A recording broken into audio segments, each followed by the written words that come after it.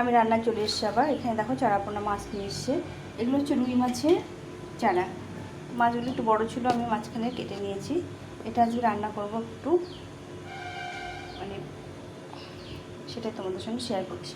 তো এই মাছগুলো না এমনি খেতে ভালো লাগে না, বেশ সুন্দর পেঁয়াজ রসুন টসুন দিয়ে মাখা করে খেতে ভালো লাগে। তো আমি দেখো ভালো করে মাখিয়ে নিয়েছি। এই মাছগুলোকে প্রথমে ভেজে নেবো, একটু কড়া করে ভেজে নিতে হবে।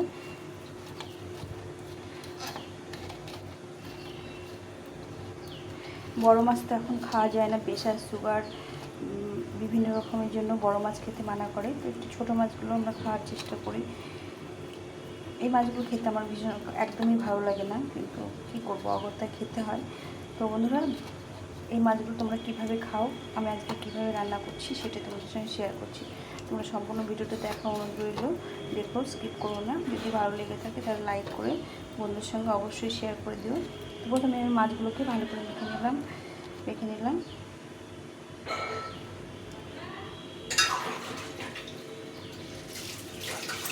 এভাবে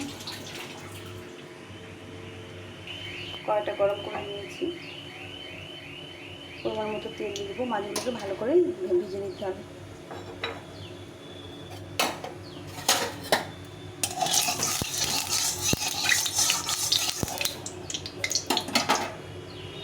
তেলটা গরম হয়ে গেছে, এখন মাছগুলো ছেড়ে দেবো।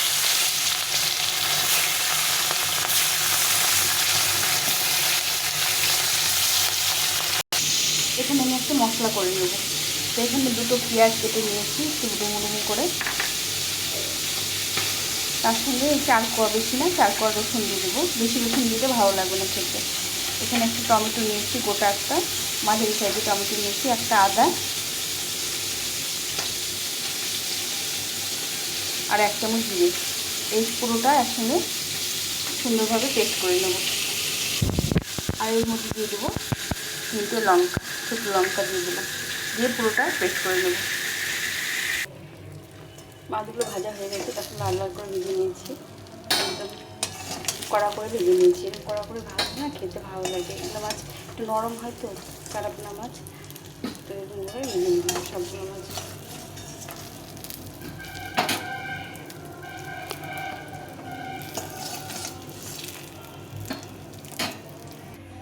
মাছগুলো সব এইভাবে ভেজে নিলাম। এখানে মাছ ভাজার তেলের মধ্যে আগে একটু তেল দিয়ে দেবো।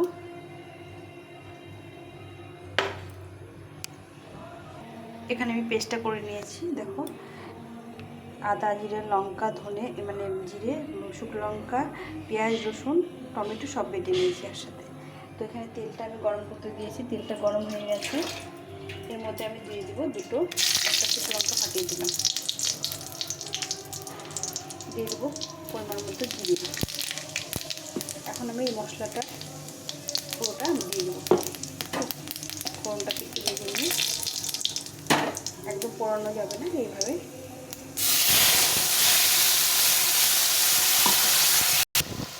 পুরো মশলাটা দিয়ে দিয়েছি। এখন আমি বাটিটা দিয়ে একটু জল দিয়ে দেবো, দিয়ে এটাকে ভালো করে কষিয়ে নিতে হবে। এটা স্বাদ মতো লবণ দিয়ে দিলাম, আর পরিমাণ মতো হলুদ দিয়ে এটাকে ভালো করে কষিয়ে নিতে হবে। কিছুক্ষণ ধরে যতক্ষণ তেল না থাকবে ততক্ষণ এটাকে কষিয়ে নিতে হবে। এভাবে চারাপোনা মাছ রান্না করলে ভীষণ ভালো লাগে খেতে। মশলাটাকে ভালো করে কষিয়ে নিতে হবে, একদম তেল ছাড়া পর্যন্ত সুন্দরভাবে কষিয়ে নিতে হবে।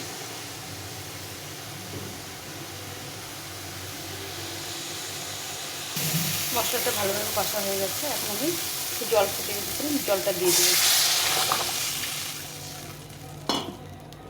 খুব একটা গ্রেভি হবে না, মোটামুটি মাখা মাখা হবে, খেতে ভালো লাগবে। ভালো করে ফুটিয়ে নিতে হবে। জলটা ফুটে গেছে, এখন আমি এই ভেজে রাখা মাছগুলো সব দিয়ে দেবো, দিয়ে বেশ ভালো করে ফুটিয়ে নিতে হবে।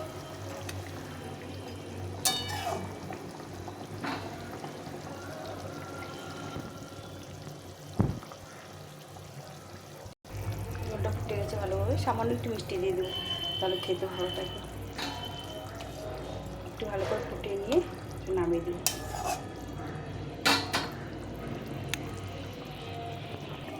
আমার ঝোল হয়ে গেছে, এখন নামিয়ে দেবো, গ্যাসটা বন্ধ করে। খুব ঝোল রাখিনি, মাখো মাখো করে রেখেছি।